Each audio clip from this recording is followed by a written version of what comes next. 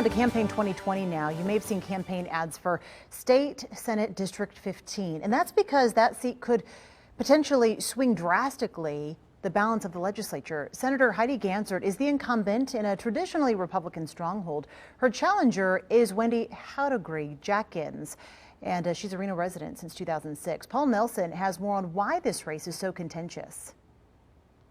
Gensert stands with Trump to make health care more expensive. You've probably seen plenty of campaign ads for State Senate District 15. Heidi Gensert voted to cover pre-existing conditions and actually wrote the bill to lower drug prices. The race pits the incumbent, Heidi Gensert, against Wendy Haudegui-Jackins.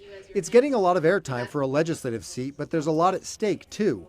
Of the 7 contested Senate races, this one could be the swing district. This is technically the firewall seat that they've identified that gives the Republicans credibility and relevance in the legislative process. Senate District 15 covers a large portion of Reno to the California state line and from just north of Incline Village to Cold Springs.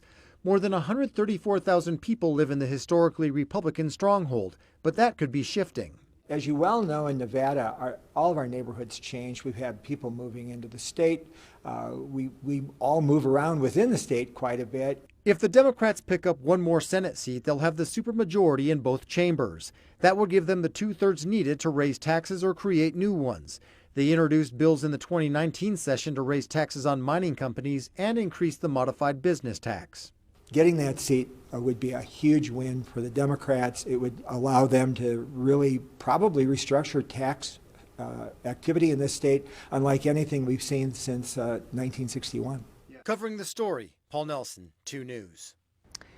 And we caught up with Gensert today. We have an interview set up with Haudegui-Jackins later this week. You'll hear from both candidates on Friday.